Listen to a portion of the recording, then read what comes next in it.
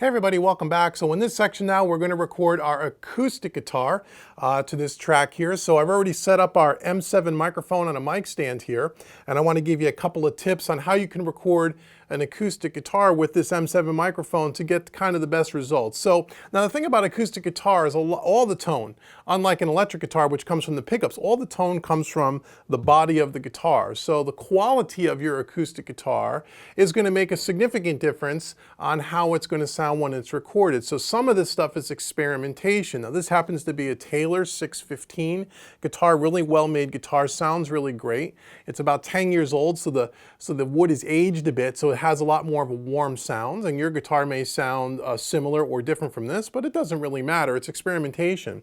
Now as far as the mic placement of the M7 microphone here, I'm running it probably about 12, maybe 15 inches away from the guitar itself, from where I'm seated, and I have it pointed, the front of the microphone, the capsule of the microphone is pointed at about a 45-degree angle, and it's kind of pointed right where the body, the neck actually kind of meets the end of the neck, where kind of the beginning of the sound hole here.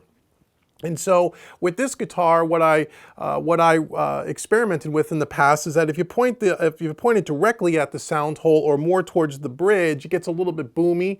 This guitar, it's a jumbo style body, so it gets a little bit boomy, a little bit too bass heavy.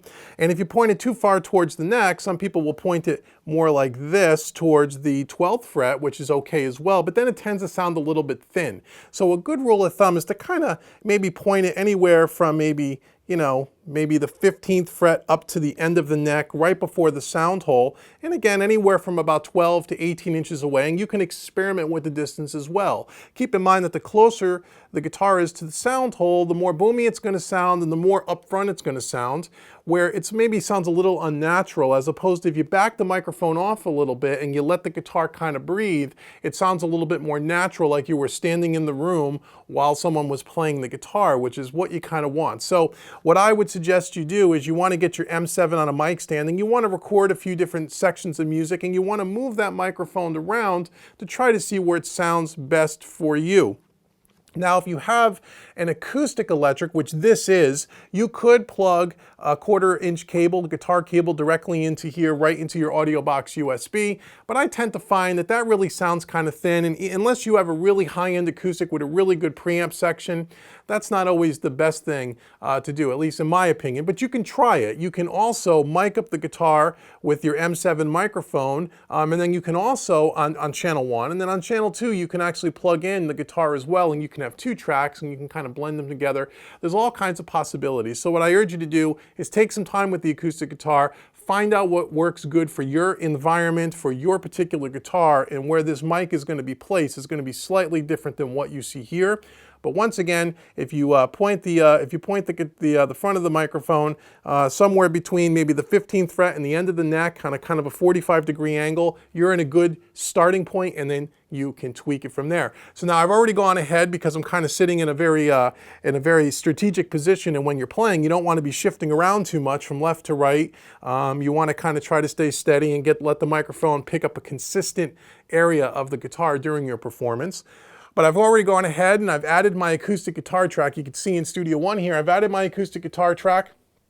We are plugged in to channel 1 on the audio box USB, and you can see my voice being picked up from the microphone. Now also keep in mind that with this microphone, you have to press in the 48-volt phantom power switch on the front of the audio box USB, and it'll light up red when you do that. This is a large diaphragm condenser microphone, and those always require 48 volts, and that's why PreSonus supplied it to you on the audio box USB, which is great. So make sure you plug that in, or make sure you turn that on, I should say, and you'll see the input. Now, just like in the last couple of sections, I've already gone ahead and I've kind of set my input levels, strumming the guitar to make sure we're somewhere around the -12 dB or so. So I go ahead and do that. If you forgot how to do that, or you haven't seen the last 2 sections, go watch the Bates recording section and the electric guitar recording section, and I show you step by step exactly how to do that. So go check that out. So you want to make sure you set your levels about a -12 dB. We added our track here. We called it acoustic guitar in this kind of orange color here.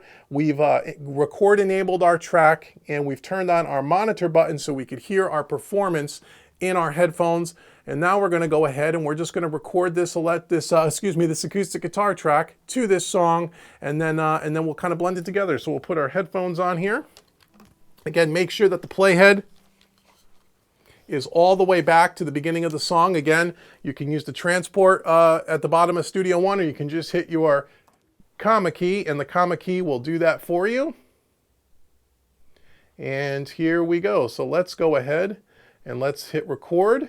Now that we've record enabled our track, and we should be able to record this acoustic guitar. Let's check it out.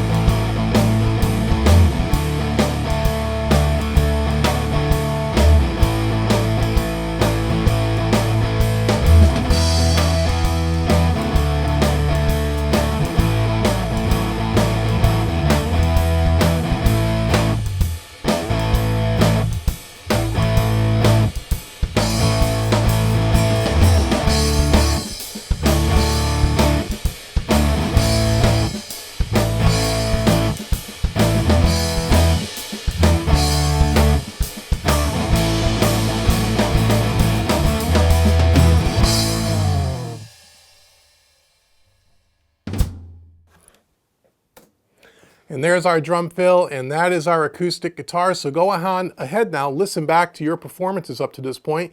You can blend the acoustic guitar in with the rest of your tracks and get it sounding good. And when you come back for the next section, we're going to go ahead and we're going to add a little MIDI keyboard, like a little maybe Hammond organ or something to this song here. And I'm going to show you how to hook up a MIDI controller. So come on back for the next section.